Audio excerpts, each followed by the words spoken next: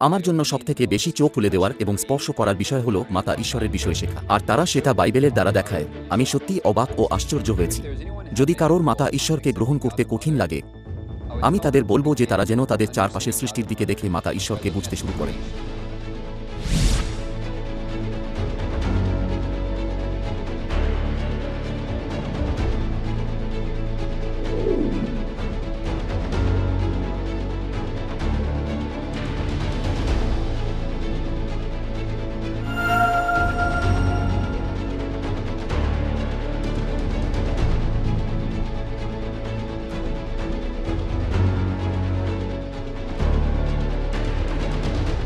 আমার ধর্মীয় লালন পালন খুবই অনন্য ছিল।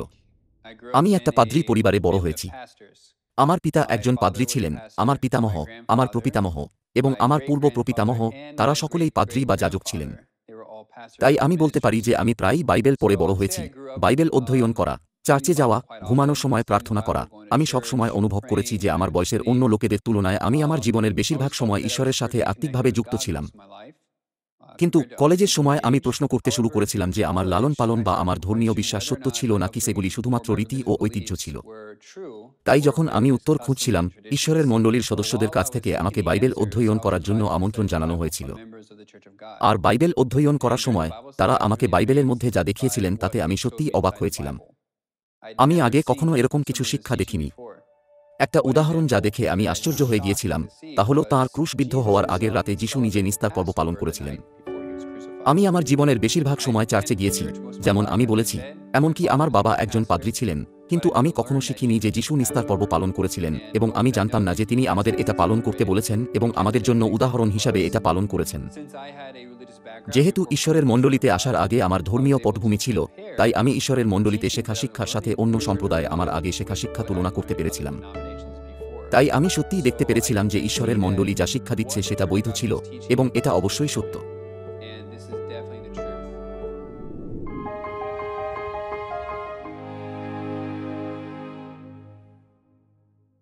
ঈশ্বরের মণ্ডলীতে আমি যা কিছু শিখেছি তার মধ্যে আমি বলতে পারি যে আমার জন্য সবথেকে বেশি চোখ খুলে দেওয়ার এবং সবথেকে স্পর্শ করার মতো বিষয় ছিল মাতা ঈশ্বরের বিষয় শেখা।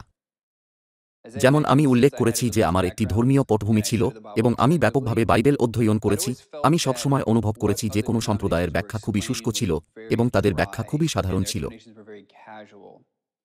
আর বিশেষত প্রকাশিত বাক্য ১ অধ্যায় এবং ২২ অধ্যায়ে নতুন জেরুসালেমের বিষয়ে এটা সত্যিই গুরুত্বপূর্ণ ভবিষ্যদ্বাণী বলে মনে হয়েছিল যা তারা কোনো গভীরতা বা দৃঢ় ব্যাখ্যা ছাড়াই শুধু এটা ছেড়ে দিত। তাই যখন আমি ঈশ্বরের মণ্ডলী থেকে প্রকাশিত বাক্য পুস্তকে নতুন জেরুসালেমের বিষয়ে শিখেছিলাম এবং শিখেছিলাম যে তিনি হলেন আমাদের স্বর্গীয় মাতা এবং তারা বাইবেলের দ্বারা দেখিয়েছিলেন, আমি সত্যিই অবাক ও আশ্চর্য হয়ে গিয়েছিলাম।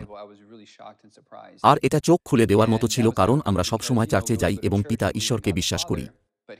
কিন্তু এখানে বাইবেল আমাদের স্বর্গীয় মাতা, মাতা ঈশ্বরের বিষয়ে সাক্ষ্য দেয়। আর যখন আমি শিখেছিলাম যে নতুন জেরুসালেম কন্যা মেশায়কের ভার্যা ছিলেন আমাদের স্বর্গীয় মাতা, আমি এটা জেনেও অবাক হয়েছিলাম যে আদি পুস্তক থেকে শুরু করে তাঁর বিষয়ে সাক্ষ্য আছে যখন ঈশ্বর বলছেন, আমরা আমাদের প্রতিমূর্তিতে ও আমাদের সাদৃশ্যে মনুষ্য নির্মাণ করি। তাই আপনাদের কাছে এটা ছিল। প্রথম পুস্তক আদি পুস্তক থেকে শেষ পুস্তক প্রকাশিত বাক্য পর্যন্ত আপনাদের কাছে মাতা ঈশ্বরের সাক্ষ্য ছিল।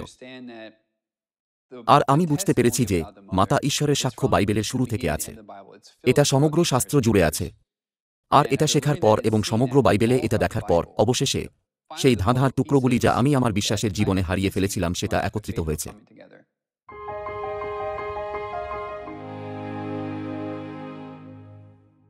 যখন আমি বাইবেল অধ্যয়ন করেছিলাম তখন আমার জন্য মাতা ঈশ্বরকে বিশ্বাস করা সহজ ছিল, কিন্তু এটা বিশ্বাস করা একটু কঠিন ছিল যে মাতা ঈশ্বর শরীর ধারণ করে এসেছেন। আর আমার মনে হয় যেভাবে আমি অবশেষে সেটা বুঝতে সক্ষম হয়েছিলাম সেটা ছিল ২০০০ বছর আগে যিশুর সাথে যা ঘটেছিল সেটাকে দেখে। যখন যিশু প্রথমবার এসেছিলেন তখন অনেক ধর্মীয় নেতা ছিল, আর এমনকি তাঁর নিজের লোকেরাও, ইসরায়েলের লোকেরাও তাঁকে অস্বীকার করেছিল। আর এর কারণ এটা ছিল না যে তাঁর বিষয়ে ভবিষ্যদ্বাণী অস্পষ্ট ছিল, কিন্তু এর কারণ ছিল এই ধর্মীয় নেতারা যা শিখেছিল এবং বুঝেছিল সেই বিষয়ে অনেক নিশ্চিত ছিল। আর তারা তাদের নিজেদের চিন্তা ও ধারণার প্রতি অনেক আত্মবিশ্বাসী ছিল। আর সেই চিন্তা ও অনুমানের কারণে তারা যিশুকে অস্বীকার করেছিল, যদিও তিনি তাদের উদ্ধারকর্তা ছিলেন এবং বাইবেলের দ্বারা সাক্ষ্য দেওয়া ঈশ্বর ছিলেন। আর এর দ্বারা আমি অনুভব করতে সক্ষম হয়েছি যে আমার শরীরে আসা স্বর্গীয় মাতাকে গ্রহণ করার জন্য আমার নিজের সীমিত ধারণা, উপলব্ধি বা অনুমানের দ্বারা মাতা ঈশ্বরের কাছে যাওয়া বা বিশ্বাস করা উচিত নয়। আর আমার শুধুমাত্র বাইবেলের ভবিষ্যদ্বাণীর দ্বারা স্বর্গীয় মাতাকে দেখা ও বিশ্বাস করা দরকার।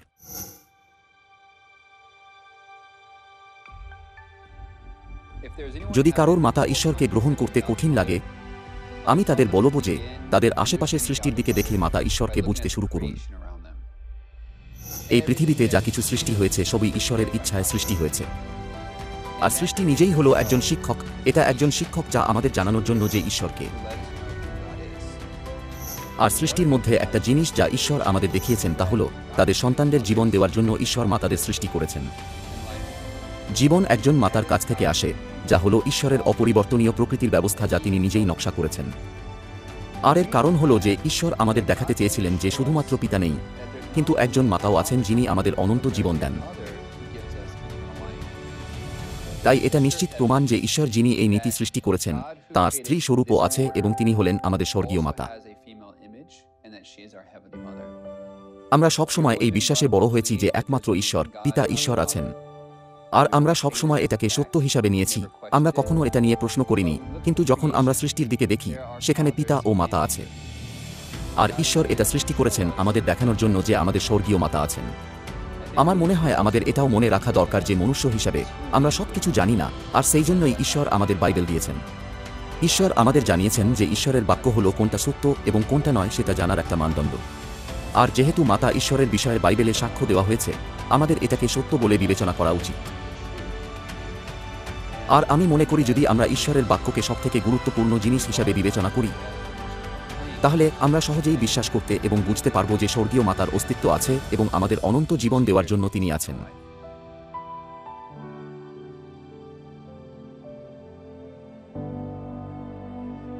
ঈশ্বরের মণ্ডলীতে আসার পর আমি অনেক বেশি খুশি। আমি অনেক বেশি ইতিবাচক ব্যক্তি হয়ে গেছি।